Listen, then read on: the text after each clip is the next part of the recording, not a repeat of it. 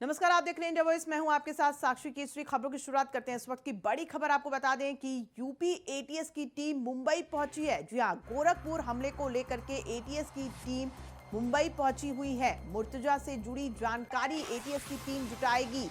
नवी मुंबई में आरोपी मुर्तजा रहता था और इसी वजह से टीम मुंबई पहुंची हुई है और वहां पर मुर्तजा के से जुड़ी जो जानकारी है जुटाई जाएगी। ये बड़ी खबर आपको बता रहे हैं। आईआईटी बॉम्बे का छात्र भी रह चुका है आरोपी और इसी वजह से मुंबई की तरफ टीम ने रवानगी की और टीम पहुंच चुकी है मुंबई और यहां पर सारी जानकारी जुटाई जाएगी मुर्तजा के खिलाफ, जो कि आरोपी है।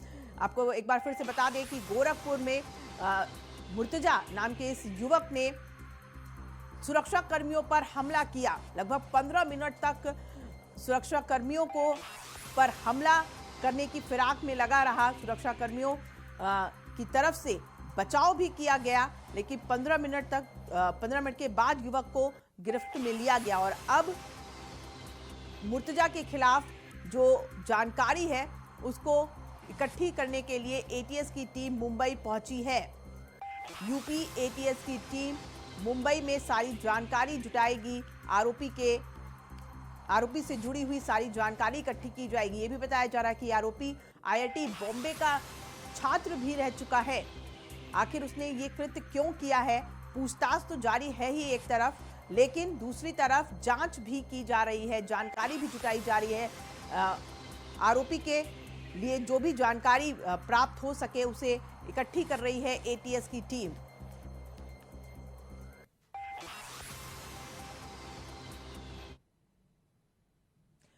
आगे बढ़ते हैं, आपको बता दें कि सीएम योगी आदित्यनाथ गोरखपुर दौरे पर थे। इस दौरान आज सुबह सीएम योगी ने गौशाला का भ्रमण किया। इस दौरान सीएम योगी गौशाला में गौ सेवा करते हुए नजर आए। उन्होंने अपने हाथों से गौवंशों को चारा खिलाया।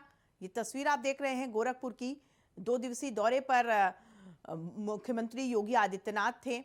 कल पहुंचे हुए थे गोरखपुर और वहां पर जो गोरखपुर में जो हमला किया गया सुरक्षा कर्मियों पर, उसके लिए संज्ञान लेने के लिए पहुंचे हुए थे गोरखपुर। वहां पर बैठक भी उन्होंने की, अधिकारियों को दिशा निर्देश भी दिया और ये भी बताया कि आगे किस तरीके से काम करना है और साथ ही एक्शन मोड में भी नजर आए सीएम योगी आदित्यनाथ। और आज सुबह की अगर बात करें तो ये तस्वीर आप सुबह की देख रहे हैं, जब गौशाला में भ्रमण करने के लिए पहुंचे थे सीएम योगी आदित्यनाथ। यहाँ पर तस्वीर में आप देख रहे हैं कि गौवंशों की सेवा करते हुए नजर आ रहे हैं और उन्हें चारा खिलाते हुए नजर आ रहे हैं।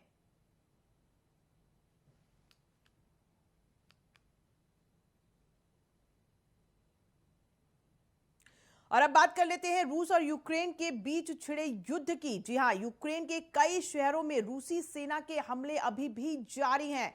यूक्रेन के मिकोलीव में रूसी सेना का हमला जारी है। मिकोलीव हमले में 10 लोगों की मौत बताई जा रही है। जानकारी मिल रही है कि 10 लोगों की मौत हुई है तो वहीं 46 लोग घायल हुए हैं।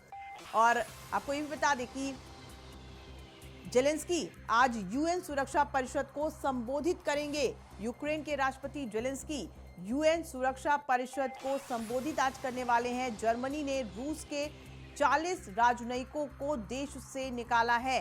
तो एक तरफ रूस अपने एक्शन लगातार जारी रखे हुए है, ताबड़तोड़ हमले यूक्रेन पे कर रहा है। महीने भर से भी ऊपर का समय हो चुका है और अभी भी युद्ध पे विराम नहीं लग सका है। और उधर यूक्रेन की अगर बात करें तो यूक्रेन के राष्ट्रपति जेलेंस्की यूएन को संबोधित करेंगे और जो परिस्थितियां हैं उसके बारे में आज बात भी रखने वाले हैं। इसके पहले भी कई दौर की वार्ता रूस और यूक्रेन के बीच हो चुकी, लेकिन वार्ता बेनतीजा रही है। हालांकि जेलेंस्की की ओर से बार बार ये कहा जा रहा है कि वार्ता के लिए वो तैयार हैं, लेकिन कोई भी रास्ता नहीं निकल रहा है। रूस अपने नापाक इरादों को कहीं भी रोकने के मूड में नहीं है। लगातार यूक्रेन की राजधानी कीव पर हमला किया जा रहा है, उसे कब्जे में लेने की कोशिश जद्दोजहद में लगा हुआ है रूस। तो वहीं मिकोलीव में रूसी सेना का हमला जारी है। मिकोलीव वो शहर जो यूक्रेन के लिए बहुत ही अहम है और बॉर्डर पर है चूंकि, तो इस वजह से मिकोलीव पर कब्जा करने की कोशिश में है रूस।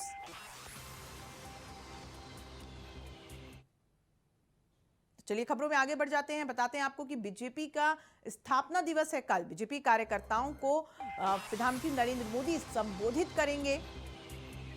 कल बीजेपी का स्थापना दिवस है जिसके लिए कार्यक्रम का आयोजन भी किया गया है। तमाम तैयारियां की जा रही हैं। बीजेपी कार्यकर्ताओं को प्रधानमंत्री नरेंद्र मोदी संबोधित भी करेंगे। तो ये बड़ी खबर आपको बता रहे हैं। भारतीय जनता पार्टी का स्थापना दिवस है कल और इसके लिए तमाम तैयारियां की गई हैं। कार्यकर्ताओं में उत्साह है। तो वहीं प्रधानमंत्री नरेंद्र मोदी बीजेपी कार्यकर्ताओं को संबोधित करेंगे कल।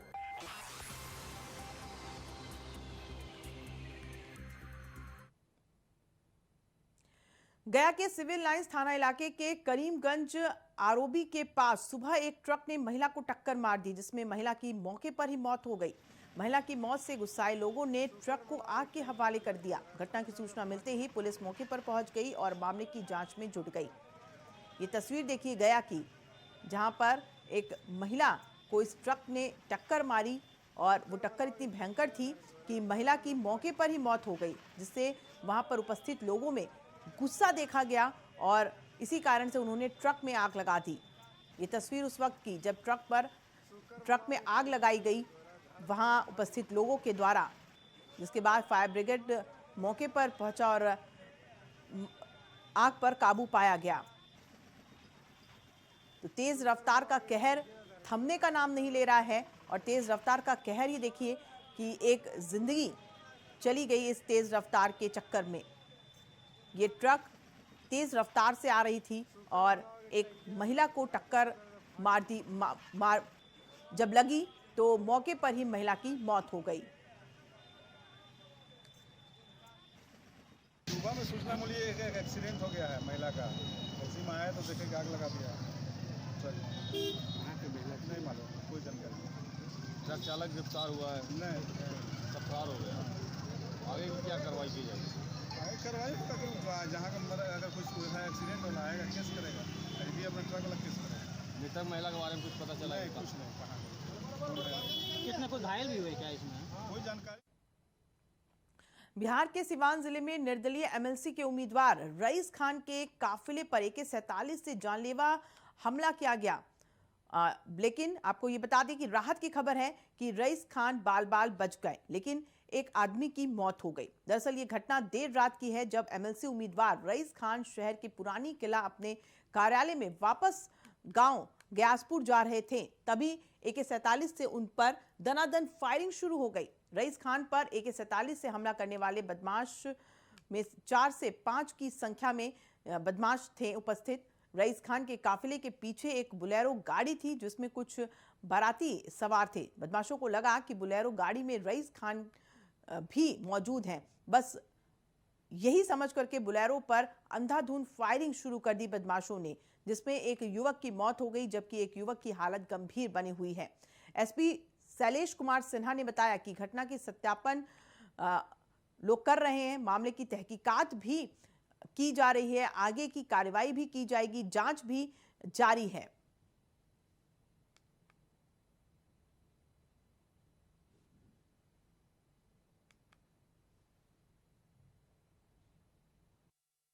करीब 4-5 को 47 लेकर लोग अंधाधुंध गोली चला दिया जी। मेरी गाड़ी तो रफ्तार थी, तेज थी, निकाल गए जी मेरे पिछले वाले गाड़ी 2-3 गाड़ी में लगी है गोली। जी। और हमारे भाई को गोली भी लगा है, हमारे ड्राइवर को भी लगा है। उसके पीछे हमारे गांव का कोई लड़का जा रहा था, हमारे गाड़ी के पीछे ही था, तो उसको भी सुनने में उसको भी लगा तो डेट कर गया है। जी जी। तो देख रहे हैं। तो आपके समर्थक कितने घायल हैं इसमें? इसमें तो मान ले कि हमारे जान भी नहीं, तो गाँव का है तो मेरा घर का ही ना है। जी जी। जो डेट किया मेरा घर। चुनाव के समय समाप्त हो गया था, हम लोग कार्यालय पर बैठे थे और उसके बाद से हमने सिवान आ गया, डेरा पर आ गया। डेरा पर आने के बाद से जैसे ही डेरा पर पहुँचे तब तक फ़ोन आने लगा कि इनके काफिला पर गोली चल गया है और हमने तुरंत सदर अस्पताल आए। तब तक लोग नहीं आए थे, ढाला बंद हो गया था। ढाला बंद होने के बाद से तुरंत गाड़ी लेके मैंने एम्बुलेंस लेके मैंने गया, ढाला पर से उसको ला के खाने का काम किया और डॉक्टर सुपिया नर्सिंग में भर्ती करा के उनका इलाज चल रहा है। और उसी लाट में उसी सिसवन ग्यासपुर के विनोद यादव भी जा रहे थे सिवान से और जो अपराधी जिन्होंने हमला किया है उसको समझ में नहीं आया कि उन लोग के ग्रुप क्या है, व्यक्ति की किसके ग्रुप का है। और ये भी व्यक्ति को छलनी कर दिया गया, 4-5 गोली लगा है, जिनका घटनास्थल पर मृत्यु हो गया। और खबरों में आगे बढ़ते हैं, आपको बता दें कि बिजनौर में 4 पुलिस कर्मियों को तत्काल प्रभाव से लाइन हाजिर किया गया है। जी हां, पुलिस अधीक्षक ने तत्काल प्रभाव से लाइन हाजिर किया है। बोर्ड परीक्षा केंद्रों पर ड्यूटी में 4 सिपाही नहीं थे, जिसकी वजह से उनसे सवाल किया गया है और उन्हें जवाब देने के लिए तत्काल प्रभाव से लाइन हाजिर किया गया है। शहर कोतवाली की चेकिंग के पास ड्यूटी से नदारत थे ये सिपाही। बिजनौर के शहर कोतवाली का ये मामला है, जहां पर ये 4 सिपाही अपनी ड्यूटी से नदारत थे, जिसके बाद उनसे जवाब मांगा गया है। बड़े अधिकारी ने उनसे पूछा है कि आखिर कहां थे, वो ड्यूटी पर नदारत क्यों थे। पुलिस अधीक्षक ने इन 4 सिपाहियों को लाइन हाजिर किया। ये बड़ी खबर आपको बता रहे हैं बिजनौर से, जहां पर ये 4 पुलिसकर्मी अपने ड्यूटी से नदारत थे, जिसके बाद पुलिस अधीक्षक ने इन्हें तलब किया और इनसे सवाल जवाब अभी किया जा रहा है कि आखिर ड्यूटी के वक्त कहां थे ये सिपाही। बताया जा रहा है कि बोर्ड की परीक्षा के दौरान परीक्षा केंद्रों पर ड्यूटी लगाई गई थी इन 4 सिपाहियों की, लेकिन परीक्षा केंद्र के बाहर ये सिपाही तैनात नहीं थे, अपनी ड्यूटी से लापता थे। तो ये लापरवाही को देखते हुए पुलिस अधीक्षक ने लाइन हाजिर किया इन 4 सिपाहियों को। अब देखना होगा कि इन पर किस तरीके का एक्शन लिया जाता है, क्योंकि बार बार ये कहा जा रहा है कि किसी भी तरीके की लापरवाही बरती नहीं जाएगी, चाहे वो कोई भी विभाग हो, चाहे पुलिस का खेमा हो, चाहे दूसरा कोई भी विभाग हो, कहीं भी लापरवाही बरती नहीं जाएगी। लेकिन जिस तरीके की लापरवाही इन 4 सिपाहियों ने की है, अब देखना होगा कि उन पर किस तरीके का एक्शन लिया जाता है।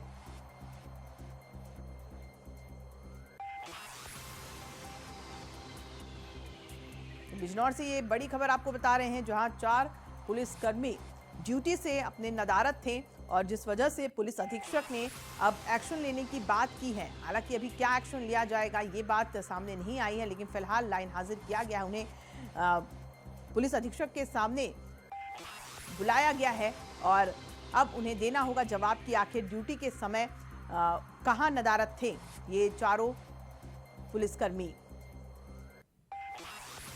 बताया जा रहा है कि बोर्ड की परीक्षा के लिए केंद्र के बाहर ड्यूटी दी गई थी इन 4 पुलिसकर्मियों को, लेकिन लापरवाही जिस तरीके से बरती है सिपाहियों ने, अब इन पर एक्शन लेने की बात पुलिस अधीक्षक ने की है। तो चलिए आगे बढ़ते हुए लखनऊ से बड़ी खबर की बात कर लेते हैं। आपको बता दें कि लखनऊ में यूपी में सफाई कर्मियों का वेतन बढ़ाया गया है। एक अच्छी खबर सफाई कर्मियों के लिए 336 रुपए से बढ़ाकर 366 रुपए प्रतिदिन का वेतन किया गया है। प्रतिदिन के वेतन में 30 रुपए की बढ़ोतरी की गई है सफाई कर्मियों की। तो सफाई कर्मियों के लिए ये थोड़ी राहत भरी खबर, 30 रुपए की बढ़ोतरी प्रतिदिन के वेतन में किया गया है। पहले 336 रुपए मिलते थे, लेकिन अब 30 रुपए बढ़ा दिया गया है, तो 366 रुपए प्रतिदिन के काम के एवज में उन्हें अब वेतन दिया जाएगा। अरविंद कुमार शर्मा, जो कि नगर विकास मंत्री हैं, उन्होंने इसकी जानकारी दी, इसका ऐलान किया कि सफाई कर्मियों का वेतन बढ़ाया गया है। 30 रुपए प्रतिदिन के हिसाब से बढ़ा करके उनका वेतन दिया जाएगा। पहले 336 रुपए होते थे एक दिन के काम के, लेकिन अब 30 रुपए बढ़ा करके 366 रुपए दिए जाएंगे सफाई कर्मियों को। तो कहीं ना कहीं सफाई कर्मियों में भी ये राहत महसूस किया जा रहा है कि उनके वेतन में बढ़ोतरी हुई है। 30 रुपए बढ़ाया गया है एक दिन के वेतन में, और इसी वजह से सफाई कर्मी कहीं ना कहीं थोड़े संतुष्ट भी नजर आ रहे हैं, खुश भी हैं कि उनके प्रतिदिन के वेतन में बढ़ोतरी हुई है।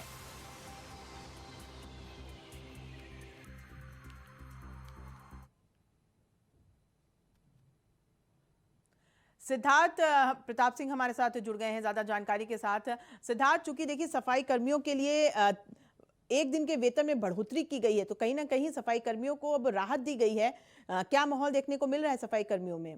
देखिए, कहीं ना कहीं ये इन लोगों को अच्छी खबर है। कहीं ना कहीं इनमें काफी खुशी का माहौल है। इनके जो जो इनके जो सफाई कर्मी हैं, उनको काफी इससे राहत मिलेगी। अब 366 रुपए प्रतिदिन इनको वेतन मिलेगा। कहीं ना कहीं ये बड़ी अच्छी खबर है। छोटे तबके से बिलोंग करते हैं और इनको कहीं ना कहीं इसकी काफी जरूरत थी। काफी दिनों से इनके वेतन नहीं बढ़े थे और कहीं ना कहीं ये सरकार बनने के बाद फिर इनको काफी इससे राहत होगी। जी जी सिद्धार्थ, और क्या कुछ मांगे हैं सफाई कर्मियों की? क्या जैसा कि पहले भी देखा गया कि अपने वेतन को लेकर के उनकी मांगे रही हैं और अब चूंकि वेतन बढ़ा दिया गया है, तो इसके अलावा सफाई कर्मियों का और क्या कहना है? देखिए, कहीं ना कहीं कुछ अतिरिक्त मांग कर रहे हैं। इन्होंने कुछ मांग की थी, भत्ते को लेकर कुछ मांग की थी, दैनिक भत्ते को लेकर कुछ मांग की थी, उसमें बढ़ोतरी कर दी गई है। कुछ आवास संबंधित मांग कर रहे हैं, कहीं ना कहीं मूलभूत सुविधाओं की मांग कर रहे हैं। सरकार का कहना है जल्द इस पर भी विचार किया जाएगा और जैसे होगा विचार करके जैसे होगा इस पर भी जल्द निर्णय लिए जाएंगे। कहीं ना कहीं इनके अच्छे दिन आ गए हैं और सरकार भी अब इनके ऊपर पूरी तरीके से ध्यान दे रही है। जी सिद्धार्थ, सफाई कर्मियों के अलावा और कौन कौन से ऐसे कर्मचारी हैं, सरकारी कर्मचारी, जिन पर काम जो है सरकार की तरफ से करने की बात की जा रही है, आगे उनके भी वेतन में बढ़ोतरी हो, चाहे दूसरी जो उनकी मांगे हैं जो लंबे समय से पड़ी हुई है उन पर काम करने की बात सरकार की तरफ से की जा रही हो? देखिए, कहीं ना कहीं सरकार अब धीमे धीमे शिक्षा विभाग हो उसके कुछ डीए बढ़ाए जाएंगे। कहीं ना कहीं जो हमारे सूत्र बताते हैं, कहीं ना कहीं अब जल्द ही सबके वेतनों पर फिर एक बार समीक्षा होगी और जल्द ही कुछ विभाग हैं जिसमें शिक्षा विभाग हुआ, परिवहन हुआ, कहीं ना कहीं कई ऐसे विभाग हैं जिनके वेतन बढ़ाए जाएंगे और कहीं ना कहीं जो भत्ता है, महंगाई भत्ता, उसको भी बढ़ाया जाएगा और जल्द ही जो वेतन इसको रिवाइज करके फिर से वेतन बढ़ाए जाएंगे। कई विभाग होंगे, अभी थोड़े समय लगेंगे। आप मई के बाद हो सकता है वेतन बढ़ाए जाए। जी सिद्धार्थ, बहुत शुक्रिया इस तमाम जानकारी के लिए। तो आगे बढ़ते हुए आपको बता दें कि सपा अध्यक्ष अखिलेश यादव ने ट्वीट किया है और उत्तर प्रदेश की चिकित्सा व्यवस्था पर सवाल उठाया है। चिकित्सा की झूठी उपलब्धि के झूठे विज्ञापन अपने ट्वीट में उन्होंने ये लिखा है और साथ ही बीजेपी ये भी लिखा कि बीजेपी राज में स्ट्रेचर और एम्बुलेंस का अभाव है। चिकित्सा व्यवस्था पर सवाल उठाया है सपा अध्यक्ष अखिलेश यादव ने। नेता प्रतिपक्ष भी हैं अखिलेश यादव और उन्होंने चिकित्सा व्यवस्था को लेकर के सवाल उठाए हैं। उन्होंने कहा कि बीजेपी राज में स्ट्रेचर और एम्बुलेंस का अभाव है। स्ट्रेचर एम्बुलेंस के अभाव में लोगों की जान जा रही है। अपने ट्वीट के जरिए उन्होंने निशाना साधा है सरकार पर। तो ये देखिए, ट्वीट भी हम आपको दिखा रहे हैं। सपा अध्यक्ष अखिलेश यादव ने ट्वीट करके सरकार पर निशाना साधा है और खास करके स्वास्थ्य विभाग को लेकर के, स्वास्थ्य व्यवस्थाओं को लेकर के सवाल खड़े किए हैं।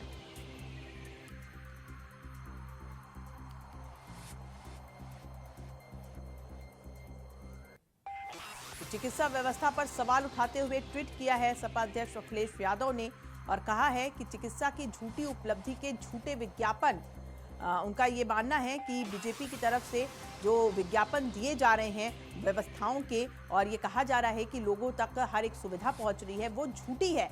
ये आरोप लगाया है सपा अध्यक्ष अखिलेश यादव ने सरकार पर।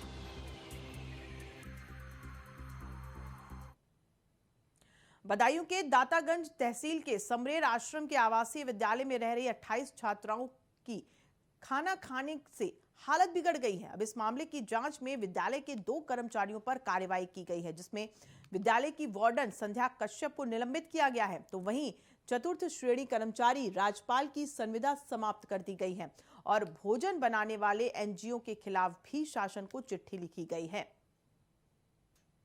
बदायूं से ये खबर है जहां स्कूल के 2 कर्मचारियों पर कार्रवाई की गई है और ये कहा गया है कि लापरवाही बरती गई है, जिसकी वजह से 28 छात्रों की तबीयत बिगड़ गई खाना खाने की वजह से। और देखना होगा कि अब इस पर एक्शन क्या लिया जाता है, क्योंकि जिस तरीके से छात्राएं बीमार चल रही हैं खाना खाने की वजह से, आखिर कहां पर गड़बड़ी रही है खाने में, इसके लिए जांच आगे की जा रही है। जो है कि वार्डन और जो उनका आउटसोर्सिंग से मतलब कर्मचारी लगा था जो है, उनके लापरवाही संज्ञान में आई है जो है और उसके लिए कार्रवाई की जा रही है। जी सर, अब तक कोई कर्मचारियों पर कार्रवाई हो पाई है सर क्या? अभी मतलब आदेश नहीं आया है, लेकिन कार्रवाई है जल्दी से।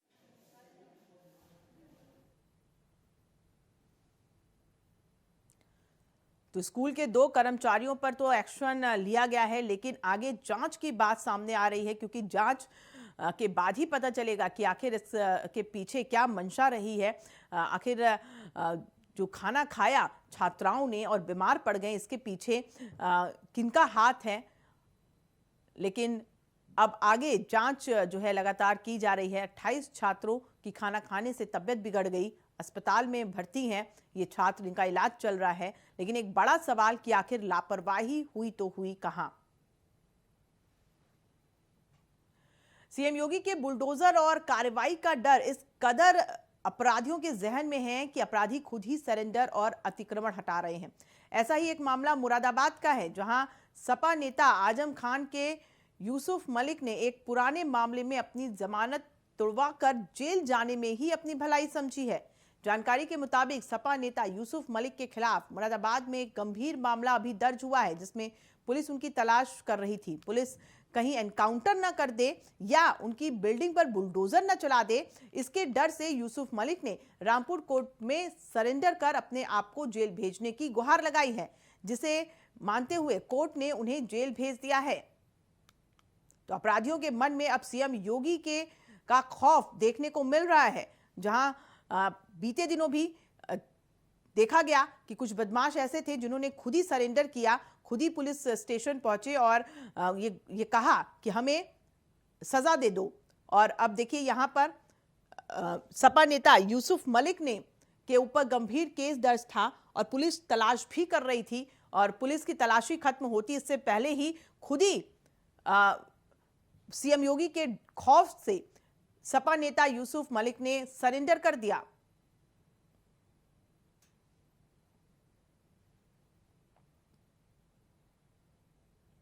तो आगे बढ़ते हैं, और नवरात्र के दौरान हर दिन का एक अलग महत्व होता है। 9 दिनों में माता रानी अपने 9 अलग अलग रूपों में दिखाई देती हैं। आज नवरात्र का चौथा दिन है। नवरात्रि के चौथे दिन मां कुष्मांडा की पूजा की जाती है। मां कुष्मांडा ने अपने उदर से ब्रह्मांड को उत्पन्न किया था। माना जाता है कि जो भक्त मां के इस रूप की आराधना करते हैं, उन पर कभी किसी प्रकार का कष्ट नहीं आता और मां कुष्मांडा उनकी हर मनोकामना को पूर्ण करती हैं।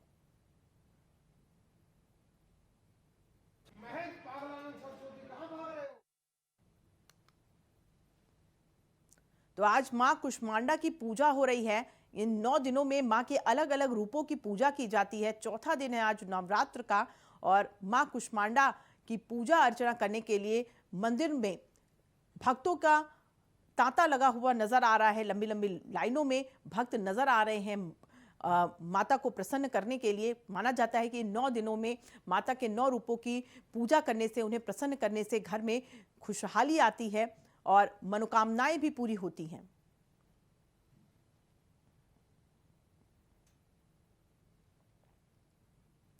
धर्मनगरी हरिद्वार के कनखल स्थित माता शीतला का मंदिर विश्व भर में प्रसिद्ध है। माना जाता है कि यही वो स्थान है जहां माता सती ने जन्म लिया था। वहीं नवरात्रि के चौथे दिन मंदिर में भीड़ भी देखने को मिली। मंदिर का जायजा लिया हमारे संवाददाता विकास चौहान ने। देखिए, चौथा दिन और कुष्मांडा माता का आज दिन है। आज हम इस समय खड़े हैं माता सती के उस स्थान पर जहाँ पर माता सती ने जन्म लिया था, और यही वो स्थान है जहाँ पर माता सती ने लोक कल्याण के लिए यहाँ पर अपना जन्म यहाँ पर लिया था। और उसके बाद जिस तरह से उनका शिव के साथ विवाह हुआ और वो सती हुई, ये पूरी एक कहानी है। और जिस तरह से दक्ष प्रजापति उनके पिता थे, और वो दक्ष प्रजापति की ये कनखल जो नगरी है, यही वो स्थान है जहाँ पर दक्ष राजा राज करा करते थे। और माता सती यहाँ पर जन्म स्थान, यही वो स्थान है जहाँ पर माता सती ने जन्म लिया और लोक कल्याण के हेतु उन्होंने अपनी विभिन्न लीलाएं यहाँ पर करी। पूरे हरिद्वार में अगर हम बात करें, अलग अलग स्थान माता सती के हैं जहाँ पर उन्होंने तप भी किया, और शिव विवाह के लिए उन्होंने जो तप 3000 वर्ष किया वो भी एक स्थान है। लेकिन जो विशेषता उनके जन्म स्थान की है वो भी एक अभी महत्ता रखती है। और अगर हम बात करें जिस तरह से नवरात्र चल रहे हैं, उसमें लोग यहाँ पर जो स्थानीय लोग हैं, बाहर से आने वाले लोग हैं, बिल्कुल लगातार यहाँ पर आते हैं और माता का दर्शन कर अपनी मनोकामनाएं पूर्ण करने के लिए अपनी अर्जी लगाते हैं। विकास चौहान, इंडिया वॉइस, हरिद्वार। नवरात्र। और इसी के साथ फिलहाल इस बुलेटिन में इतना ही। मुझे दीजिए इजाजत और आप देखते रहिए इंडिया वॉइस। नमस्कार।